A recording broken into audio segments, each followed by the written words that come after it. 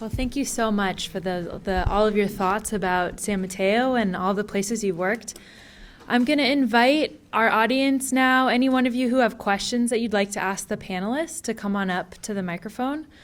I have a question while we wait for someone to think of their question as a kickoff, so be thinking as you're listening.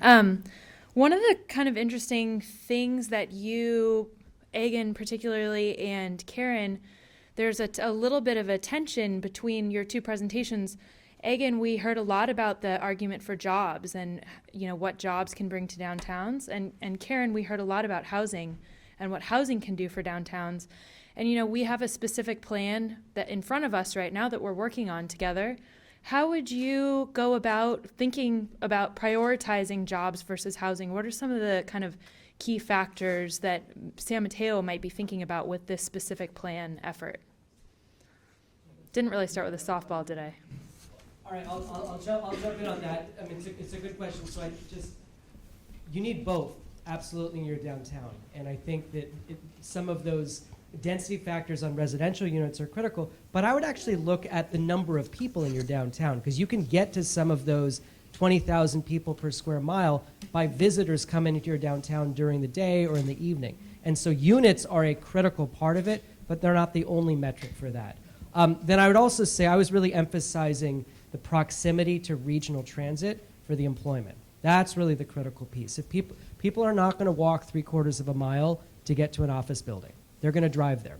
So if you want to make your downtown not auto-centric, having the employment right near Caltrain, but then people might live 3/4 of a mile from Caltrain and walk there if their job is somewhere else within the region and taking the train there. So that's one way I would look at it, is the relationship to your Caltrain station most critically. That transportation system we have is a scarce resource. We have to use it the best way we can, looking at what's needed around the whole of the Bay.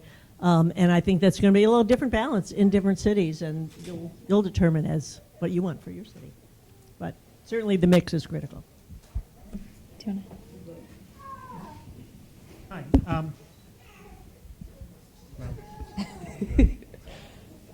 I guess I appreciated all three presentations, first of all. And I was wondering if you can comment on maybe an extension of your question, jobs and housing. There were some numbers set as far as jobs, housing, balance figures, and I'd really like to throw out that metric. Jobs, housing, balance really doesn't reflect the realities of the community, and I would encourage you to start using or continue using the expression jobs, housing, fit, where you look at the range of incomes that are within the proximity, and you look at the range of affordabilities, and those are the real goals. I think downtown Redwood City missed a real opportunity when they just went straight for the high end with those thousands of units that they brought to the downtown, and they're trying to encourage more restaurants and things like that to come, and the people who staff those places are some of the lowest earning employees around. So I think we really need to strive for a jobs, housing fit if we're really going to achieve all of our objectives here. One thing, so that was my comment, and if you have a comment, that's great. The other one is I want to get your perspective on another popular topic is community benefits. How do you handle community benefits? I think in a lot of cases for a lot of downtowns, these are very fear-driven plans. We're begging companies to come to the downtown or developers to come to the downtown. San Mateo is in a prime location from a transit perspective, from a climate perspective, proximity to amenities. We're worth something.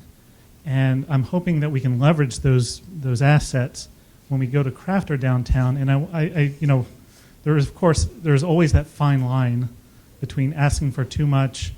We have some zoning right now that allows for some taller building heights, but you have to give a public benefit. Well, it's a very ambiguous term what that is, and it can really drive discussions in some really strange ways. So I'd like to kind of get your feedback on that as well. Okay, maybe a couple of us will speak. Thank you very much. for your comments. Community benefits, as I was saying about businesses, can really enrich. There are many ways in which a decision to move to San Mateo, once it is done properly and fits in the downtown and has the right scale and provides a ground floor of high floors and active uses, and the whole variety of things that should be here and will be discussed by the team and you in doing this work, you can be sure that there are some benefits in place in every one of those decisions, not just the payment type benefit, but those as well. But at the same time, we do have the challenge in California that we don't have redevelopment anymore. So to have affordable housing, we have to find ways that kind of housing is built in a really larger strategy, an urban strategy with affordability is going to have some units that are more and less expensive, and hopefully it'll happen in a mix and they'll all be high quality. There's so many different ways in which those community benefits can come, I think, in a downtown rather than a more remote location where it might be, you build a community room or we're past that. We're talking about a great downtown where the contribution should have to do with sharing, the goods of what they're doing with the rest of the city. So, I don't know, you had something to say. Yeah, Carlo, you raised a lot of really great points, so I'm just going to try to touch on them quickly. Jobs, housing balance. I agree it's not appropriate for a downtown, because what's the absolute balance? But Kristen showed the amount of job growth, the amount of housing growth across the county. That starts to be a scale where you should think about, are you adding enough housing overall? And so it's not just in this micro scale, it's really a broader metric. But I would also probably argue in the same way that jobs, housing, fit is a really important goal. It's really important to think about who's working in your downtown, what are the wages in those jobs, and can those people afford to live here? But I wouldn't use it as a hard and fast metric to say, no more of X jobs because we don't have Y number of housing units for the wage levels of those X jobs. I think that we have to think about, you have to set goals, you have to come up with ways to fund affordable housing, you want to have income diversity to maintain it, to grow it, to expand it, but I think that those are metrics that you shouldn't use as kind of hard and fast kind of policy lines. And I've spent a lot of time talking to people on the jobs, housing, fit idea, but it's coming from a good goal, but how you use it is critical. Okay, to the community benefits question. A couple comments here.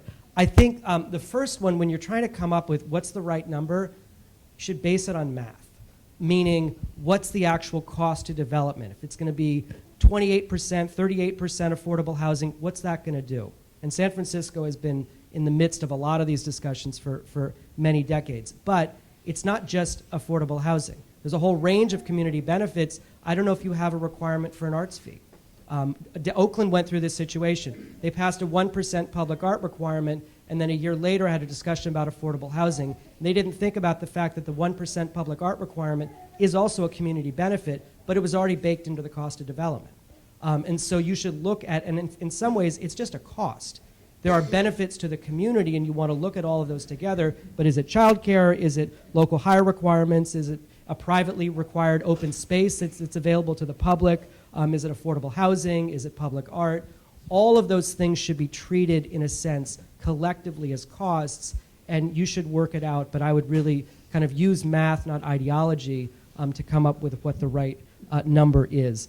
And then sort of lastly, it's when you have that clarity ahead of time, development can happen more quickly. And so one of the benefits of having it up front and not negotiating each project is you get those, it's clear what the rules are, someone comes in, the community knows what they're going to get, but then the development community knows what they're going to get as well. And I think that's a way to kind of get to a win-win.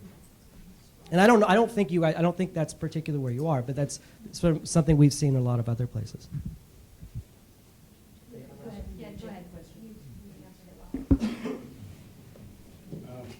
I was just wondering what some of your thoughts were on how to integrate families into the development of downtowns.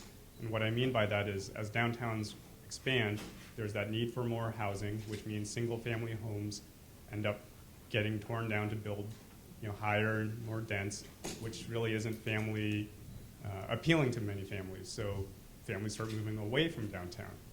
So how do you keep those families near downtown?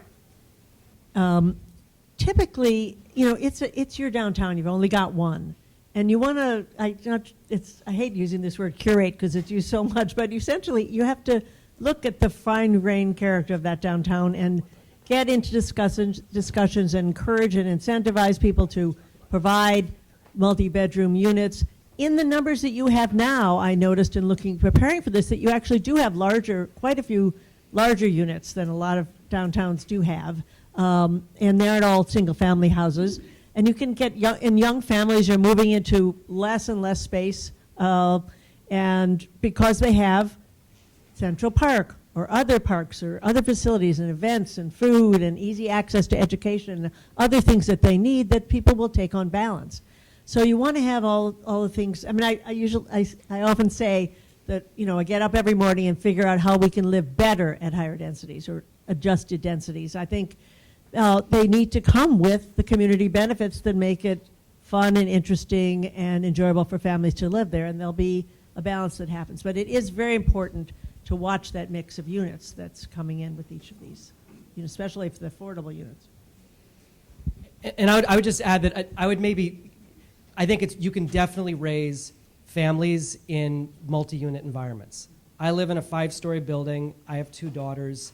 It's a wonderful place to live. And one of the great things about it, when my daughters were young and they were in strollers, we could push them around and get to places. We didn't have to worry about getting in and out of an automobile when a child falls asleep, which is anyone who's been a parent, that's one of those difficult challenges. If they're in a stroller and you can just walk to a local library, you can walk to a park and sit there. I think those kinds of attributes can certainly work in a downtown core. And so I think downtown San Mateo is a fabulous place to raise a family. What are some of the ways that a downtown can be a place for people to go spend time without having to spend money?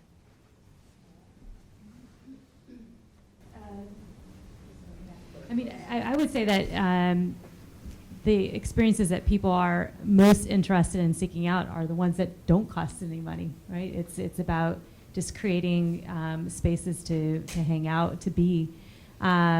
So it tends to be more activity oriented. I mean, I was looking for my phone so I could call on the NASA exhibit. You have to beat me to the punch on that. But yeah, no, I mean, I think that there's demonstrations. I love what Karen was talking about when she was talking about just making activity inside buildings more visible. That's what's so great about being in downtown, is just walking around and seeing what's going on inside of places.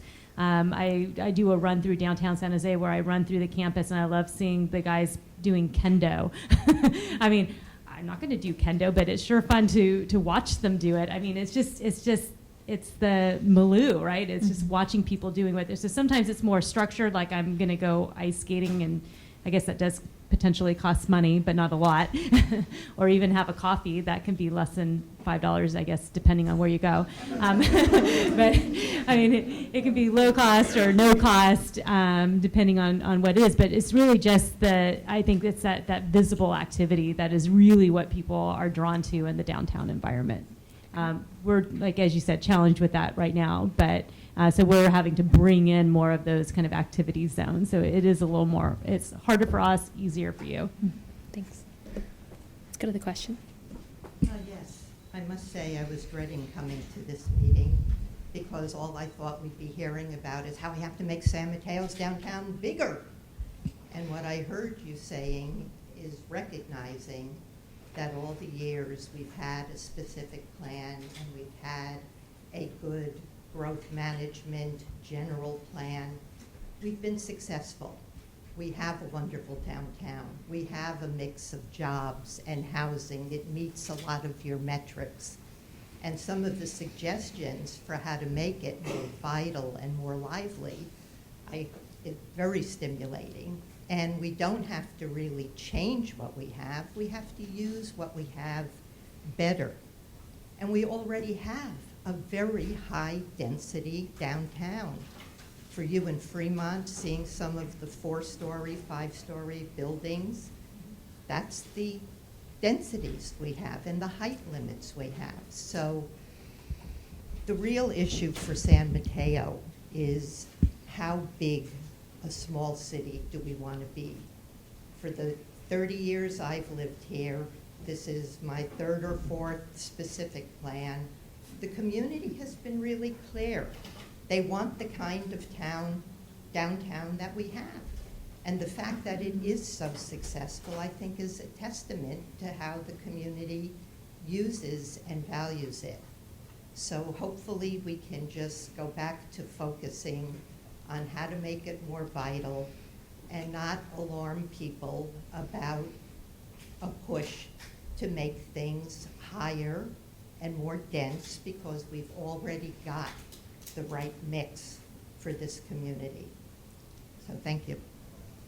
Thank you. I'm sure that will be the focus of a lot of discussion during the course of doing the plan. You know, we're not resolving things this evening, and I do encourage you to look to the future and think about what the city you want to be when it is a larger population in the whole of the county, and see what you choose. Excuse me, for, I hope everyone can hear me. But I guess, No. no.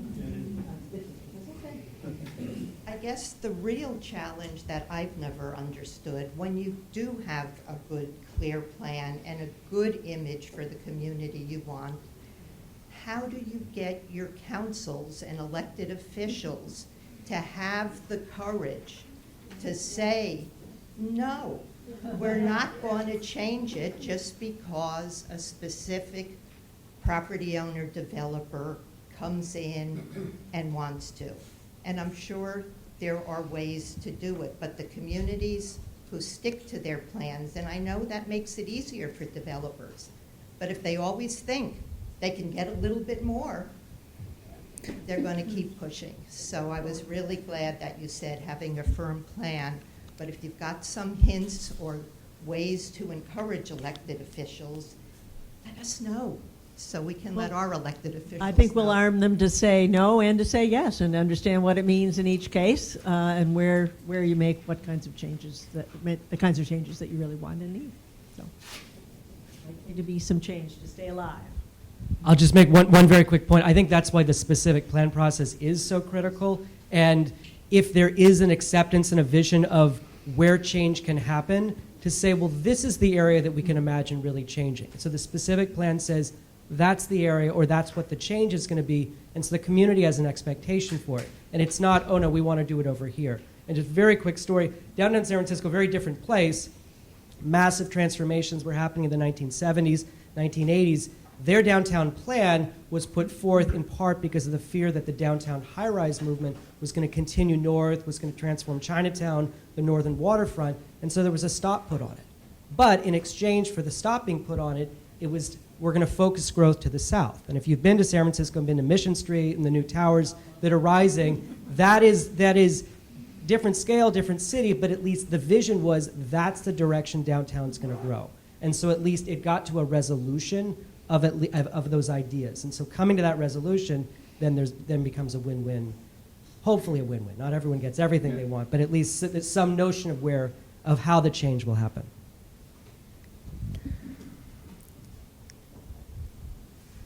In your presentations, I thought it was really a good presentation tonight, and I want to thank you. Also, I would like to say that in our San Mateo area, we have a couple of parochial schools, and they are in the downtown area, and they do cause traffic. But we are trying to entice our families to stay in the downtown area.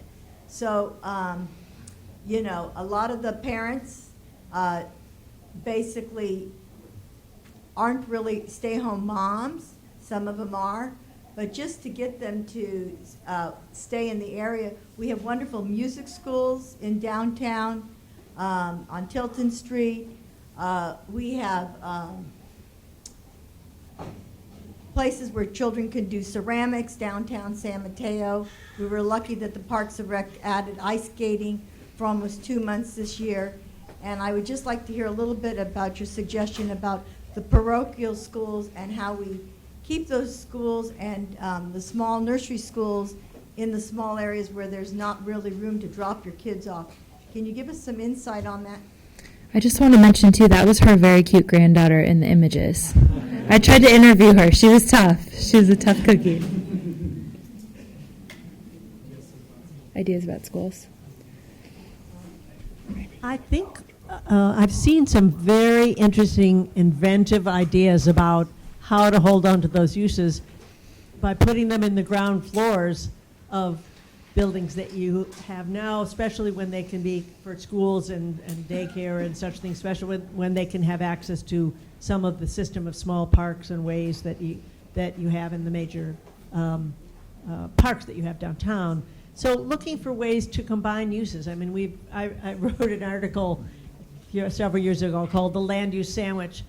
And it was about the land use sandwich because we're really, I mean, all these maps that go on and are yellow here and blue there and red there for land uses, it's not true. It's not true in most cities now, and it's not the city we really try to build these days. We try to take total advantage of the resources of the life of a downtown and all the investment in infrastructure and transportation that's there and bring in a mix and a variety of uses in a building. You start to change your ideas about a school has to be this separate thing and the music one's going to be here and whatever, and see if there are ways to mix and match where the uses that want to be up above the street can be there, but you enrich that life that people can see what's happening in the downtown as they walk through and live their lives there. I think there's a lot of room for other things to be on those floors, small manufacturing. I would just say, hopefully you can do everything you can to keep those uses. I mean, going back to the idea that families are an important part of the downtown environment, it's really hard to keep families without schools that help serve the need. And that's what keeps downtown from being kind of an artificial place and being a real place. Like, it has to work. If it doesn't work for kids, it's not going to work for anybody, right? It's just completely important. And just all the activities that are, I mean, there's no entity that generates more activity than a school, right? And then it brings along parents and grandparents and cousins and to go see the basketball game or the concert or the guest speaker. I mean, these are just amazing generators of activity. And we actually have an active initiative in Fremont right now where we're trying to encourage new schools at all levels, K-12 through graduate school, because we seem to be fairly underserved in that category, even though we have probably one of the most highly educated populations in the Bay Area. So, I was, everything you can do, and the logistics, the traffic, it'll figure itself out. I mean, luckily, a lot of times with the private schools, you're working with a population of parents who are pretty good at figuring out how to navigate whatever the rules are, and that part will figure itself out. I just want to acknowledge we're going a little over time, but I'd like to have this last question from the audience. And if you guys don't mind staying another 10 minutes or so, we can have a kind of a full discussion and then wrap up. I'll make my comments really quick. Thank you for your statement. Being born in San Mateo at least 66 years ago, we had about 19,000 people here, and I've seen it grow. I would like to see certain streets closed to come into San Mateo, and it would be easier for bicyclists and pleasantness to happen. And I'm wondering, number one, have you proposed closing certain streets? Number two, as an individual, I think other people here would agree with me, we do not want to see height limits broken and go any higher. I think the 55 foot is the number that we have right now. We'd like to maintain that, and how can you bring in more bike streets or more easy pathways by closing certain streets downtown? I'd love to hear your answer. Thank you. And thank you for the forum here and the food. In terms of closing streets, there's a lot of interesting work happening right now on this subject, and both on the very large scale and the small scale, places where I don't know if you're familiar with what New York has done to sort of make changes in Broadway and bring people into the street, et cetera, and close it down. It turns out to allow the rest of the grid, not that angle street of Broadway, to work much better and to provide the transportation people need. You have to see and test, and a lot of these things can be done as kind of tests, like pop-ups for transportation, things that you can try.